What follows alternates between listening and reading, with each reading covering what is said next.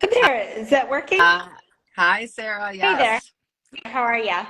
I'm good. How are you? I am good, thanks. I know we're working on a little bit more of a time deadline today, so let's just jump into it and let people. We're not. Um, I solved that problem. okay, well, thank you for that. Absolutely. So just to give you some pictures, so this book club started about 15 months ago. Um, Out of, I had reached out and offered to help people find therapists. I'm a psychologist and knew that there's a big, you know, there, there's a lot of demand, unfortunately, these days for people wanting to reach out. And so many people were saying to me, I feel lost in some kind of way, but I don't know where to start and ask for books. And so the book club sprung out of that. And so there's some people who join the Instagram lives, some people who watch the replays, other people who just read the books, but people send in a ton of questions. And so we got a ton of really interesting questions. And thank you so much for joining us. It's a wonderful book, and I really appreciate your willingness to join and talk to us. I'm thrilled to be here, and I'm sorry. It's been so long since I did an Instagram live. I've lost a little doohickey that allows me to set my phone up far away, so I'm holding it in my hand, Oh, which means I'm okay. closer to the screen than one would like. But I'm not doing that to be weird or creepy. I'm just doing that because this is how long my arm is, basically. Not at Um, all. I'm excited to be here, and it's really an honor. I'm glad that you like the book and glad that you find the book helpful. I wrote it to be of service to young adults, and even older adults are reading Yeah, it and saying, you know what, I feel like you're speaking to me in this book. And I'm like, yeah, because it's sort of a way of living life once you survive childhood. totally. Totally. So I guess, people have a sense of who you are from the book, but, I can't do justice to your many accolades, but you are an attorney, the former dean of freshmen at Stanford, an author. Is there anything else that going into this discussion you think is important? I know you talk a lot about your different identities. Is there anything that you think going into this Yeah, discussion is important for people to know about you? I appreciate that. Right off the bat, I'll say I'm a mom. I've got a 24-year-old and a 22-year-old, so I am actively trying to support young people in making their way out into the world, and figuring out what do I need to do differently to maybe pull back so that they can step forward. I'm in a marriage of close to 31 years with, this dude who I fell in love with when I was 20 and he was 19. And, so I'm very much, a person in love, in relationship, figuring out how to really stay in love over time, which takes work, and identify as Black and biracial and queer and bisexual. And so these are identities that I name because knowing the identities that we carry, whether they're innate in us or it's a community we've chosen to belong to, how to support the person that we are is very much a task of adulting. It's like you got to live in communities and work in workspaces where you, the actual you, can thrive, not where you have to hide some portion of your identity. That's a real warning Yeah. sign.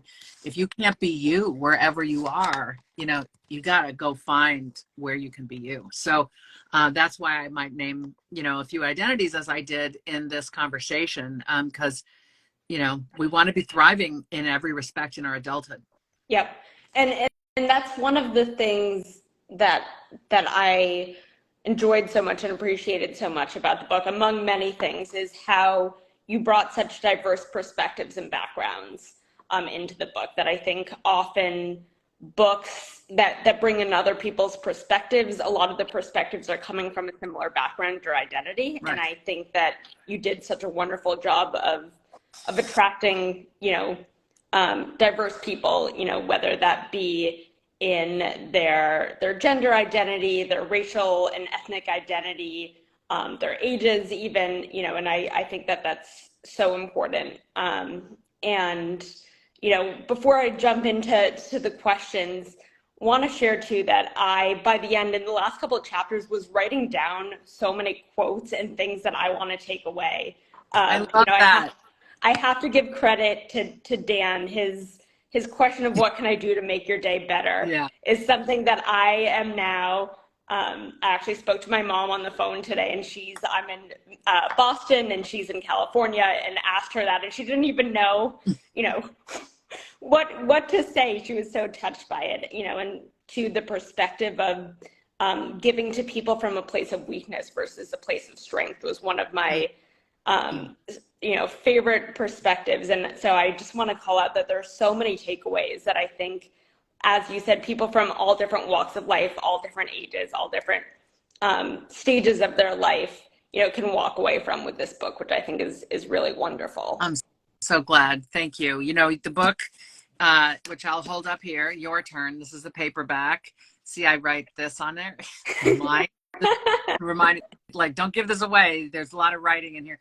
The book comes with what I call the commitment to inclusion. It's actually printed in the back of the paperback edition, and it describes what you and I have just been talking about, which is how imperative it is that we be deep. When you're writing a self-help book like this is, you got to be deeply inclusive of all humans. So in addition to the categories you mentioned, I would add, there are immigrants in this book. Yeah.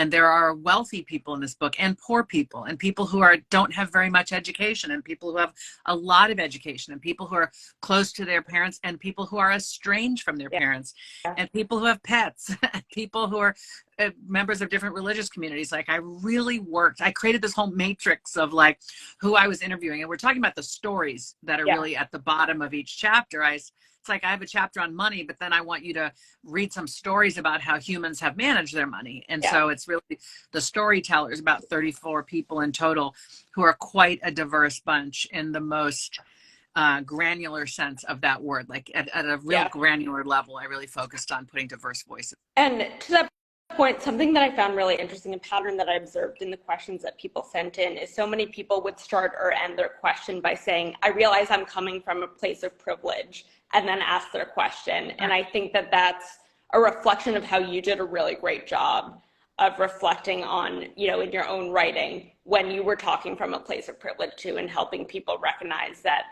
not every perspective is like their own, and that they can recognize that they're coming from a place of privilege while still struggling with something, and appreciate the privilege while still wishing things were different. And I think that's really a reflection on what a great job you did with that. And who your readers are, who your members of your book club are. Sounds great.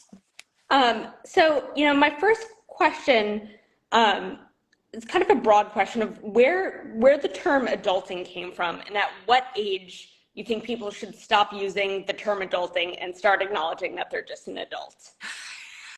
Well, I have to credit millennials for coming up with adulting, and by the very few wrinkles on your face, I'm presuming you are a millennial. I am. So was your generation that first, so I'm Gen X, so one generation above you. We didn't talk about adulting. We were kind of thrilled to be adults and out of childhood. And that just speaks to the different nature of the lives we've led. So millennials created the term adulting, but it was not a positive term. It was like, adulting, I don't want to, I'm not sure I know how, it looks hard, it looks scary. And I was noticing this because I was a dean at Stanford University, which is right up the road from me here in Palo Alto, California.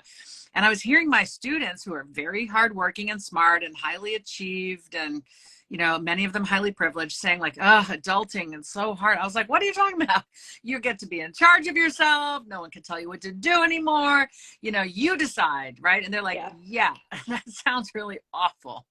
I just want, right? So I really became curious and a little concerned, but mostly just compassionate, like, oh no, you're suffering over something that I think is actually delicious, which is the independence and free. Yeah, there's responsibility, but it's also a really wonderful thing not to be sort of someone's property or responsibility as you are in childhood. So it was millennials. And then I don't think it's bad to keep saying I'm adulting for the rest of your life. If you want to keep saying that, that's fine. Whether you say I'm an adult or I'm adulting or I'm adultish, I think what we're really trying to say is, I know who I am. I'm figuring myself out.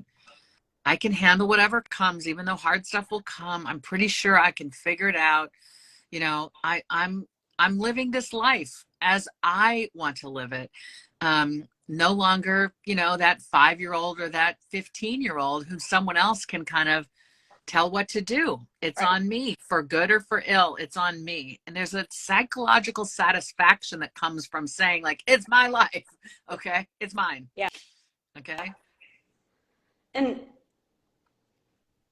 it's interesting because, and I don't know, I mean, I can't speak to prior generations, but something I hear about, and certainly people wrote in a lot about, were timelines.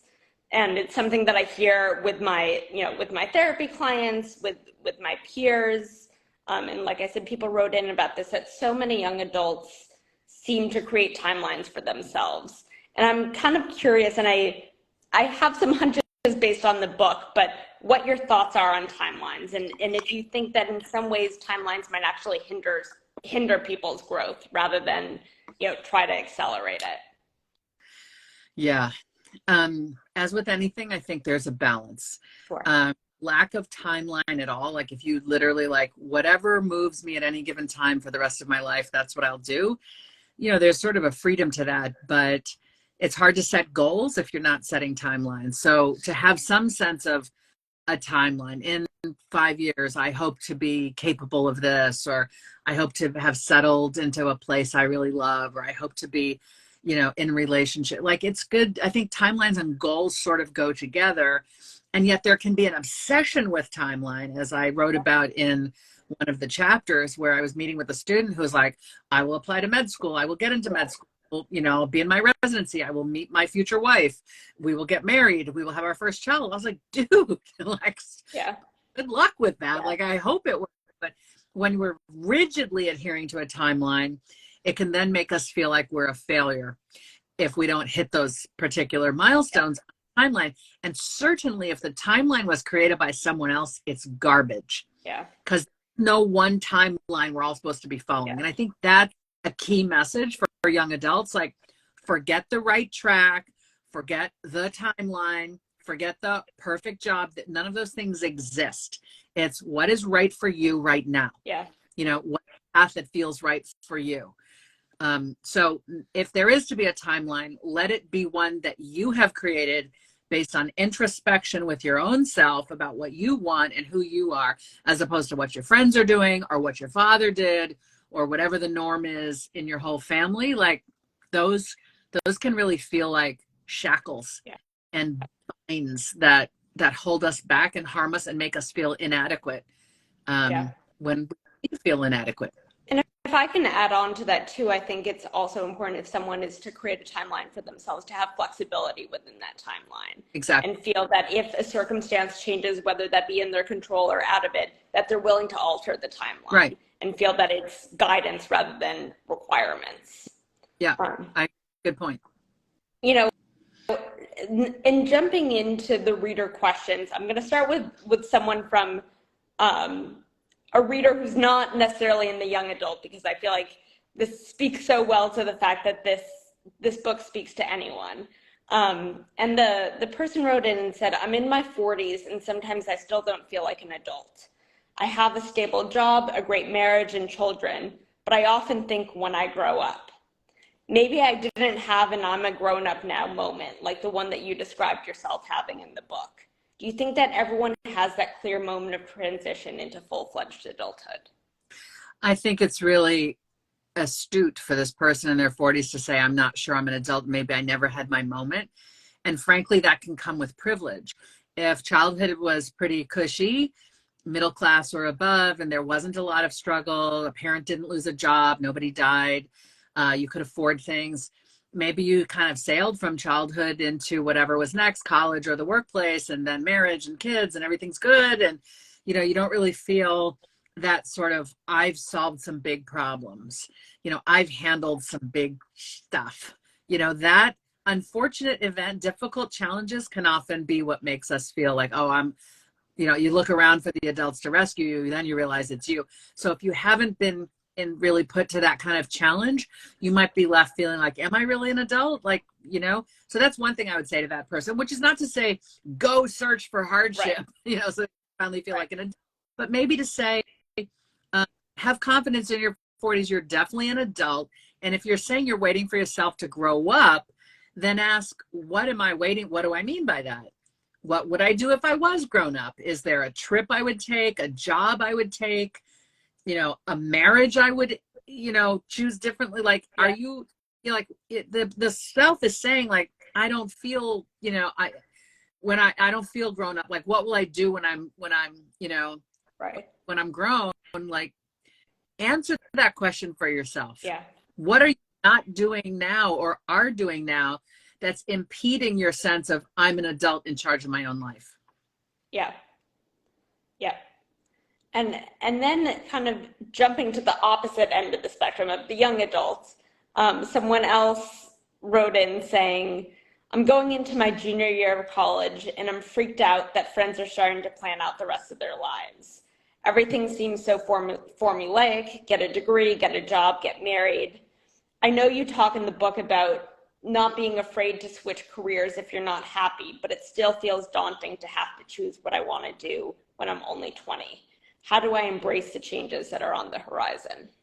So can I just acknowledge a lot of my former students are showing up here, which is so great to see their names in the list of who's joined. I see Jay Marie, I see Megan Andrews, some of these other people whose names I may have missed. I'm great to see you. Thanks for being here, joining this conversation. We're talking about Your Turn, How to Be an Adult, the book for young adults.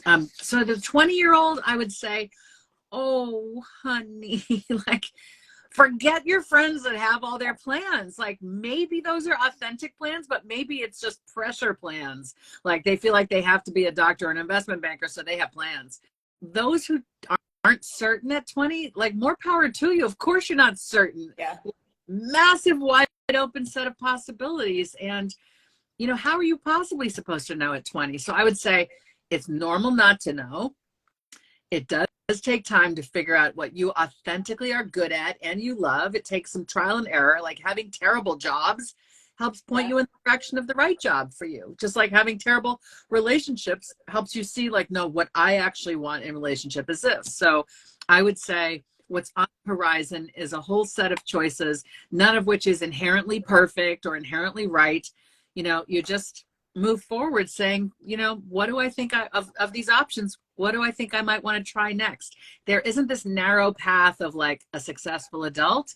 A successful adult is figuring out what they're good at and what they love and where they feel they can be themselves with the identities they carry, and go do that work and be that person. It takes time to figure out. It's interesting because this person mentioned how you talked about switching careers and that, you shouldn't be afraid to do that. And I was talking to someone recently about not necessarily switching careers, but switching jobs and how often young adults seem to switch. There was some statistic that I don't remember, but that, the average 30-year-old has had X many, jobs. I'm curious, someone asked this to me and I'm curious your thoughts on when should a young adult, or anyone really, draw the line between just acclimating to a job and struggling to acclimate to it and not necessarily loving it off the bat versus saying, this isn't for me, I need to switch? Yeah. So there's a difference between toxicity and not ideal but livable, right? So if something is toxic, is terrible, if your boss is misbehaving toward you, others, and you find it untenable, I would advise you to leave. However, if you're finding yourself in that circumstance 3 jobs in a row, you might want to ask, well, what do these 3 jobs have in common? Maybe I need to further interrogate my own coping skills, my ability to communicate with others, my ability to ask questions, solve problems, ask for what I need, grow in the ways I need to. The workplace is, in a capitalist system like we have here in America, it is in most respects not about you. And I'm not saying that's good. It's just a reality, right? So they're not interested in how you're doing today. They're interested in, did you do what we need today? And the more that environment is oppressing you, the more you're finding out, I'm not going to thrive in these environments. So rule of thumb, I would say, stay at a job for at least 18 months. So you've got those 2 years on your resume, 2000 to 2000, or 2020, 2022, 2022 to 2024. Anything shorter than that on a resume makes it look like you don't have staying power. and you want to develop staying power. Again, with the caveat, don't stay if something is truly toxic, but be willing to kind of figure out how to stay to get the experience that you want to squeeze out of that place so you can level up when you go to the next place. Yeah, no, I think that's really good advice. A lot of people too wrote in about, let's see, where do I want to jump? About the balance between agency and independence that you wrote about in the book versus the realities of living in today's society. And someone wrote in saying, I live in a major US city where rent is really high. My parents often offer to help me financially, and I struggle between wanting to have agency and independence and realistically needing their financial support to afford my high cost of living. How do you strike the balance between the two? And the person was one of many, like I said, who said, I recognize that I'm coming from a place of privilege that my parents can help me. Right. Good for them for recognizing that. And also, it's a real and valid problem. I'm experiencing it firsthand here as a resident of Palo Alto, which is a very expensive suburb here in Silicon Valley, where our son is 24 and has a full-time job in the school district and can't remotely afford a one-bedroom apartment. I think a one-bedroom is $3,500, and he makes less than $2,500 a month because he's in special ed in the school district. It's good work, and I'm proud of him, and he can't afford to move out. So we're asking ourselves that same question from the perspective of the parents, like, how can we provide the right degree of support to this young adult while not hampering his independence and agency? And I think where we're headed is starting to charge him rent here at home, reasonable rent, a third of his gross. Nobody should pay more than a third of their gross. So take a third of his gross, have him pay that to us. We'll save it so that when he does go out to find a place, he'll have this money that we've helped him save for the security deposit. These bigger sums of money. There's a lot of privilege inherent in being able to even contemplate this. But I think what I'm saying is what we're trying to do is make choices in furtherance of him being able to rent that place one day. And he may need subsidized rent then. I think we expect, work hard, get a job. If that job, what it pays you is not affording rent in the area and we have the means to subsidize it, we will.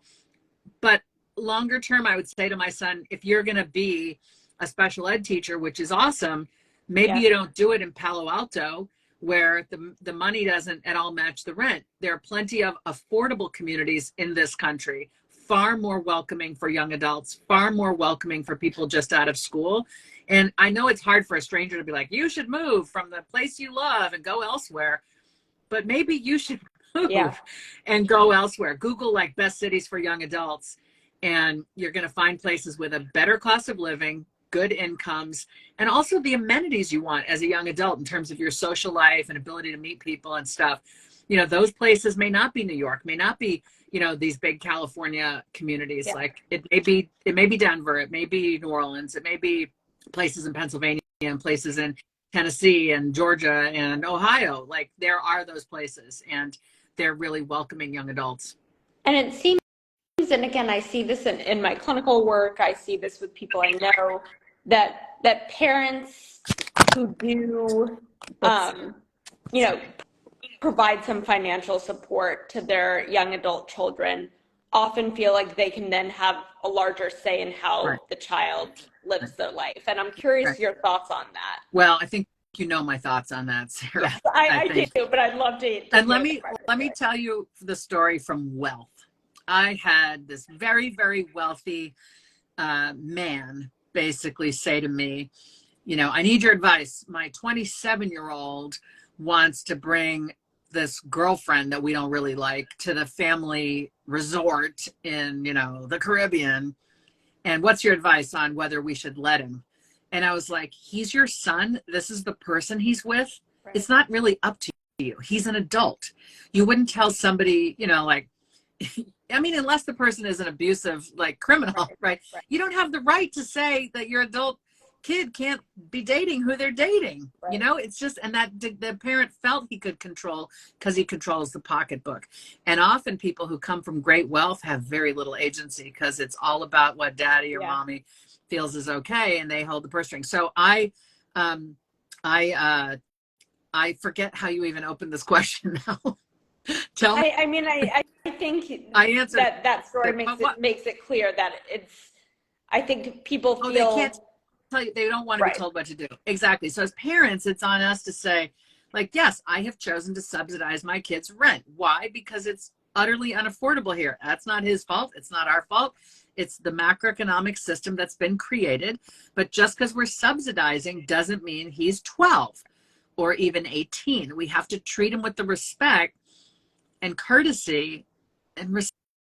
It's respect that we would treat, you know, an Airbnb person who's living in our house and paying us rent. Like, this is an adult with their own wishes and dreams and fears and needs. And, you know, we should set it. This is what needs to happen. You create a set of agreements if you are living together, or if you're not living together, but they're subsidizing you, you have some agreements around these are the topics we're going to talk about and not talk about. This is out of bounds, you know, right? Don't ask me when I'm coming home at night when I'm 30.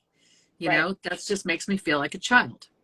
Yeah, and it reminds me, you know, and I don't think we have to fully go through this question, but someone else wrote in about the feeling, and I very vividly remember this being in college, of going home during some kind of college break, or going home, you know, if you're not in college, going home for the holidays and feeling like you're brought right back to being a child again. You know, that because you're visiting and living under or staying under your parents' roof, that suddenly I mean, it's almost infantilizing. And I assume that even though it's not in terms of subsidizing rent, that the same goes there, that it's important to establish those kinds of boundaries, that yes, I appreciate that you're supporting me financially, or yes, I appreciate that you're allowing me to stay here during summer vacation, but, you know, these are my boundaries and this is how I want to be seen as an adult. I mean, I actually wrote a piece about this, and I don't think I'm gonna be savvy enough to like look it up and pop the link into my phone. I'll post it after the fact. So it's in my Julie's pod, which is on Substack, and it's basically about, you know, your young adult, like how to create peace and harmony with your young adult who's coming home. It was written around the holidays one year, but the conversation that I described that we should have with our young adults is, it pertains whether it's the holidays or a summer break or something's, you know, up in their lives and they're having to, you know, come home and live for a while.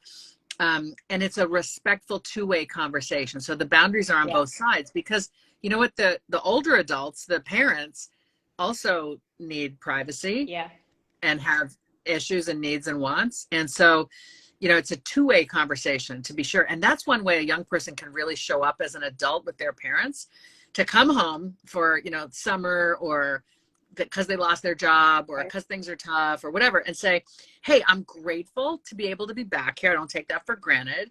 I know a lot has changed since I lived here. Want to, you know, not assume that you're the same people that you were. I am also not necessarily the same person I was. So let's have a conversation about what we all need to make this work. Like, what kind of chores would you like me to do? You know how blown away parents would be if a young adult came home and said, like, let's sit down and talk about what I can do to contribute around here, you know, to make life easier, given that I'm now an extra mouth to feed. Like, how can I be of use? But also, when you say, how can I be of use? Can I do the grocery shopping? You know, do you want me to do the laundry? Like, what is it? Then you have a greater leg to stand on to say, and please don't ask me where I'm going at night. Please don't expect me to be up or awake or asleep at any given time. Like, I'm not 12. I've been living on my own. I have my own routines. And just as I'll respect yours, I hope you can respect mine. That's the kind of mature conversation we want to be having, you know, whether we're 20 or 30 or 40 living with our parents. And I think you make such a good point that the boundaries are two ways, you know, that it's not just from the young adult's perspective.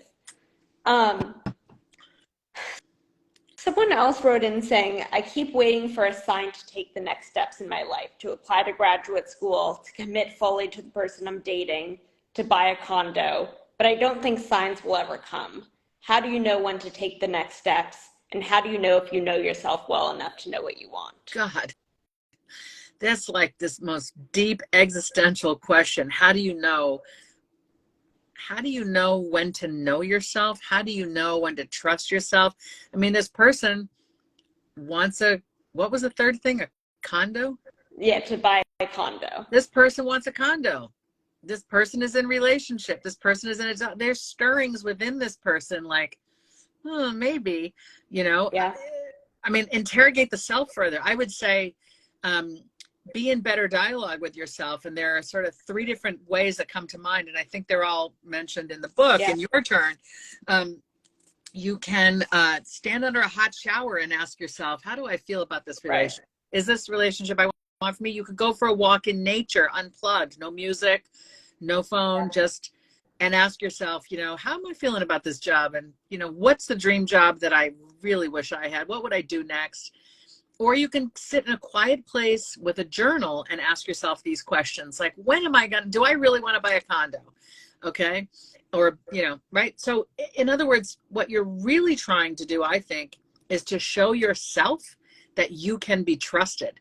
So you ask yourself, how do I feel about these things? And then you get an answer from your own soul or spirit or wherever you think the truth lies within you. And then you say, like, okay, I'm listening. Like, all right, I'm going to follow up on that. You're trying to be in relational integrity with yourself around your own dreams and goals. Like, no one else is going to tell you when it's the right time to do those things. And if they do try to tell you, they're meddling in your business. Ask for advice, ask for guidance, but don't seek someone else to give you the answer.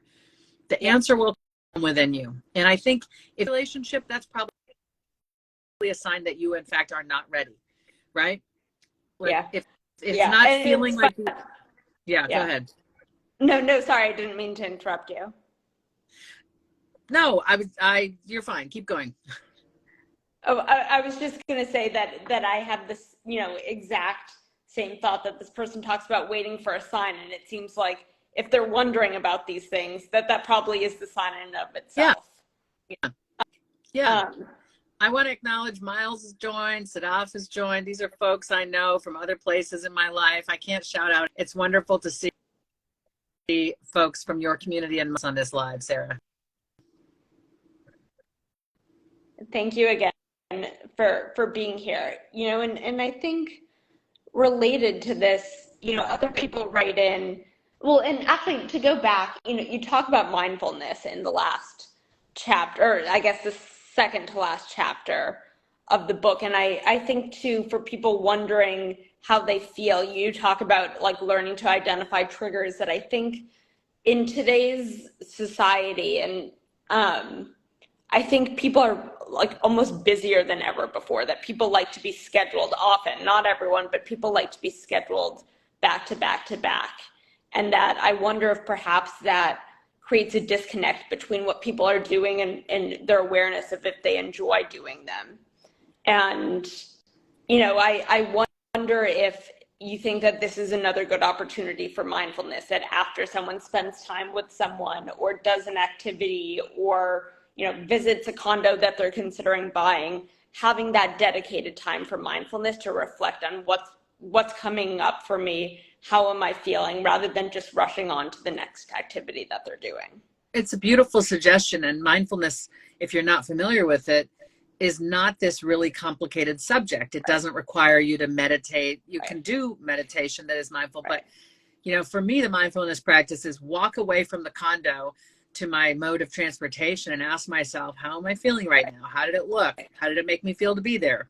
How can I handle the money? Like, ask your, you're in mindfulness is to be in dialogue with your own mind about what your mind is thinking. So it's, again, this sort of inquiry of what's going on in here and in your body. Like, how's my body? I'm feeling nervous. I'm feeling anxious. Okay, notice that and ask yourself, why do I think I'm feeling nervous? Well, because this person just behaved this way. Okay, why does that make me feel it? Well, because, right, that's what mindfulness is. Getting more attuned with what the self is actually feeling and wanting, and being more in charge of your reactions as a result. So you can be more thoughtful and deliberate in your choice making and reactions in the moment. I think incorporating a mindfulness practice really helps make life feel that it is lived with greater ease and relief. Right. And I think related to that question, other people write in about checking the boxes. So someone says, I've checked all the boxes, apartment, relationship, job, yet I often find myself feeling empty, lonely, and lacking direction. Um, Aside from perhaps switching jobs or a relationship, what tools do you think people can apply to get out of this sense of, I have the things that I've wanted, yet I still don't necessarily feel the satisfaction? Yeah. So the first thing that came to mind, purpose. We all do much better in our own lives. What am I trying to say? We feel better about our life, kind of purpose we can devote ourselves to. And for some of us, it's like, I care for elderly people in my community, or I serve meals for people who are unhoused, or I regularly volunteer somewhere, or it could be I tend a garden.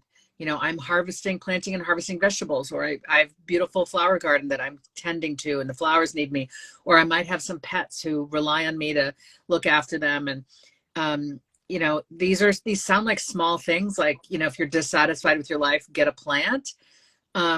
Maybe not one plant is going to do it, but like deciding, like, I'm going to, like, how do I want to serve something that isn't me? Which is really what this is. How am I going to use my life to caretake something else or someone else? That can be a way to kind of pull ourselves out of the malaise of, my life doesn't feel like it's really got a whole lot going for it. Even though I have all the things, I'm feeling empty. It's a way to fill the emptiness. Yeah. And then you have that list, again, I think in the second to last chapter, if I'm remembering correctly, of, things to do to feel, I think it was related to gratitude. And I think that often the gratitude, you talked about how it doesn't have to be about, grand things in your life, but even feeling gratitude for, the person who delivers something to you, that I felt that was really a wonderful reflection of, when you look for the things to be grateful for, even when things aren't always easy, that can bring a lot more purpose.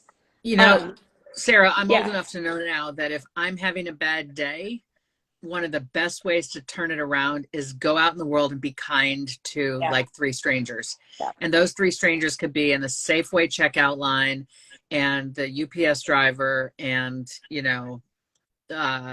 some person who I let go in front of me in a traffic situation. Like, an act of kindness directed at someone else is good for them, but it also makes us feel better too in our own lives. Yeah. Totally. And you talked about this earlier in the book, but I, in various places that I've lived in my adult years, have gotten to know the names of people who work at the Trader Joe's near me, or, people who I often see at the gym. And it feels, on the surface, it feels trivial, but just acknowledging someone by name goes such a long way, and it's not just for them, but for you as well, that you feel better seeing that person, feel like you made that social connection. That's right.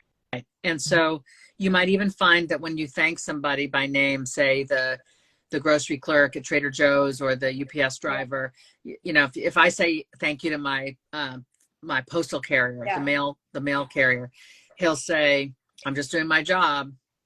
And I'll say, but I'm grateful that you're doing your job, because when you do your job, I get mail and I appreciate it, and that's a way to sort of double down when the person is trying to not let you thank them. Yeah. You can just go one step further and address it the way I just shared. And it really does make a difference. Yeah. I love that. I'll end with, I guess, one more question, because I'm mindful of the time, that someone else wrote in saying, I appreciate your section on prioritizing and taking care of mental health. What's tough is that early adulthood is often the onset of a lot of mental illness. How do you suggest doing the adult things you mentioned in the book, like building good relationships, fending for ourselves, being responsible with money, when so much is going on biologically that impacts mental health? Yeah. I'm just going to acknowledge that that's what adult life is. It is full of these kinds of challenges. I would say first and foremost, your mental health is, you know, it's the engine. It's necessary. It's not a, you know, optional thing. So Yeah. when you're really struggling, it's, I got to stop everything else and attend to my mental health. When you're in a slightly better place, it's, you know, how can I really attend to my mental health needs while I'm getting the rest of my life back on track? It's sort of steps and stages, not expecting everything all at once to be in place, being able to say, you know what, some of my friends, you know, they're farther along in their career because they didn't have a major bout of depression, but I did.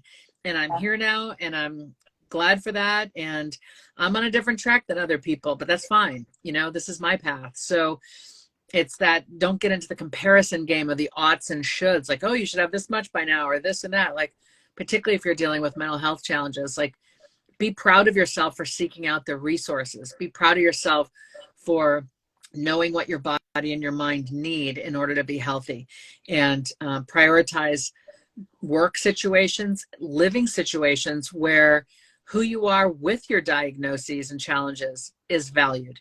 You know, you form ultimately a group of friends, we hope, who love and accept you as you are, with the diagnosis, with the challenges. Like, they know what your limitations are. You know, they support you. You in turn know and appreciate and support them. That's what we're ultimately longing for, is just a small set of humans with which we can be our exquisitely imperfect, flawed selves. Yeah. You know, live in places where your people are. I cannot underscore that enough. You know, I had a student at Stanford who was applying to med school, and, you know, finally came out as gay senior year. Parents would not accept it. In fact, sort of did not speak to him for 10 years. In the meantime, he was like, I'm going to med school, and I'm going to go to a med school where you can be gay. Yeah. And I'm also going to go to a med school where they have an orchestra, because I am a gay orchestra playing med student. And he found that med school. He deliberately sought it. And maybe it wasn't the biggest brand name, and that didn't matter. What mattered was they were like, people like you belong here. Come here. Find those places. Yeah. No, I think not to equate being gay with having a mental health challenge, but just in the grander scheme of, like, know yourself and find your people and your community. Yeah. You know, this is such a wonderful book and a wonderful resource. And I want to leave it by, I ask everyone, what are you reading right now? But then also, besides that, wow. That's what I'm supposed to be reading. You know, but in addition to that, where can people find more of your work and consume more of your wisdom?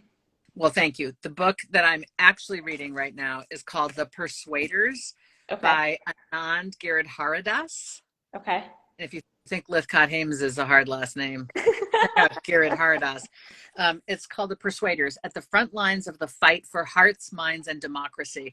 And I'm reading this because, I don't know if you know this, Sarah, but I'm a newly elected city official here in Palo Alto. I'm on the city council. Congratulations. Thank you. So I'm hard at work trying to fight for hearts, minds, and, you know, the version of democracy that's under assault in my city, which is lack of affordable housing. So I'm loving this book, and it's really about how great storytellers really become great persuaders. In terms of my work, we've been talking about my newest book, Your Turn, How to Be an Adult, which I wrote with a big heart for young adults making their way. The best way to find me is my website, julielythcott-haims.com. That's where you can find out about everything. But if you're interested in what I offer, what I put out in the world more frequently, I'm J. Lythcott-Haims on social, everywhere. And I have a regular newsletter called Julie's Pod, which is short form writing. It's my essays reflecting on that interaction I had with the taxi driver, or that interaction I had with a 13-year-old kid on a bicycle, or whatever. And implicit is some lesson that I'm trying to learn, that I'm trying to offer my readers. And Julie's Pod is a community of about 12,000 people. And, you know, we offer some goodies. If you're in the paid tier, you can be in a call with me once a week and going really deep and vulnerable into the muck and shit of life. And listed, you know, a list of recommended things. And there's just a lot in Julie's Pod. So that's jlythcott-haims.substack.com. Okay. Great. Well, thank you so much for being here. I know from how people wrote in that they really enjoyed the book, and people will love watching the replay of this conversation, and you offer so much, and I really, really appreciate you. Well, I'm grateful to you, Sarah, and to everyone who watched. And anyone who does love the book, get it on Amazon and write a review, or get on Goodreads and write a review. It really does help get the book promoted in different, in the algorithm. So this book needs your love. I launched it in a pandemic and I couldn't go on a book tour with it, which meant, it's not gotten the love that I would have been able to give it had it not been a pandemic. So I appreciate your help in helping more people discover this book. Of course. Thank you so much. Have a good night. You too. Bye-bye. Bye-bye.